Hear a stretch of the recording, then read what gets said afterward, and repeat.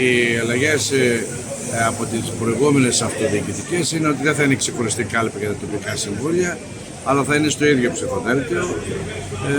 Οι πολίτες θα πρέπει να προσέξουν πάνω θα αναγράφεται στα ψηφοδέλτια μέχρι πόσους ψήφους θα είναι στα τοπικά και το κεντρικό κάθε δήμο.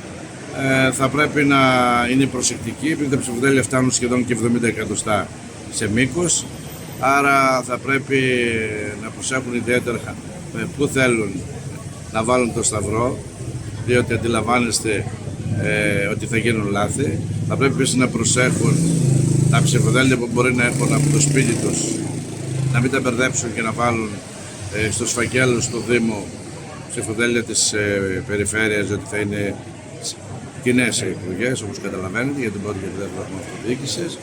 Θα πρέπει να είναι ιδιαίτερα προσεκτικοί, διότι αυτά θα ακυρωθούν, όπως καταλαβαίνετε. Κατά λοιπά, κάτι καινούριο που χαίρομαι ιδιαίτερα γι' αυτό, διότι πάντοτε υπήρχε το παράπονο των πολιτών που ήταν σε βουλευτικές επιτροπές. Επιτέλους ακουστήκαμε σαν κλάδος, δεν το είχαμε θέσει αυτό, ότι θα πρέπει να αμείβονται και τα μέλη των βουλευτικών επιτροπών. Άρα αυτοί οι οποίοι τέσσερις, οι οποίοι θα ξεκινήσουν τις εκλογές, αυτοί είναι και αυτοί οι οποίοι θα αμοιβθούν. Είναι το 40-50 ευρώ, είναι ένα ποσό το οποίο είναι περισσότερο τιμητικό παρά άλλωστε και η συμμετοχή είναι τιμητική.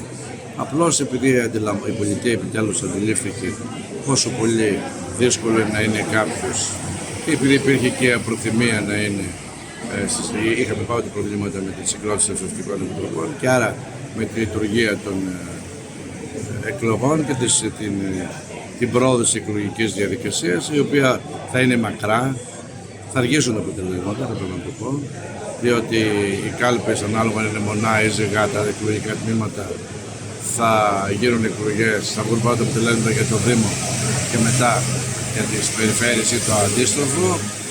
Άρα θα πρέπει να αντιληφθούν ότι θα έχουμε μια καθυστέρηση εύλογη λόγω του όγκου, ειδικά στα μεγάλα τμήματα. Στα μικρότερα τμήματα θα βγει πιο εύκολα. Τμήματα των 100, παραδείγματος χάρη ατόμων με ψηφοφόρους 100 θα βγουν πιο γρήγορα. Με τις 12 θα είναι διπλέ, θα είναι και αποτελέσματα και από τις δύο, και από τον πρώτο και από τον δεύτερο βαθμό αυτοδιοίκησης. Για τα άλλα θέματα θα έχουμε καθυστέρηση. Για μεγάλα τμήματα, 500 τμήματα θα έχουμε καθυστέρηση. Να έχουν υπομονή οι πολίτες, διότι θα δημιουργηθούν ουρές, είναι προφανές αυτό. Διότι αντιλαμβάνεσαι κάποιος ο οποίος θα μπει μέσα να σταυρώσει τον υποψήφιο της επιλογής του σε αυτά τα ψηφοδέλτια, αντιλαμβάνεσαι να ψάξει να τον βρει σε ένα ψηφοδέλτιο των 100 ή των 150 ονομάτων. Εν πάση περιπτώσει, θα πρέπει να υπάρχει υπομονή και εκεί θα είναι δικαστική αντιπρόσωποι για να βοηθήσουν σε ό,τι απορίες υπάρχουν.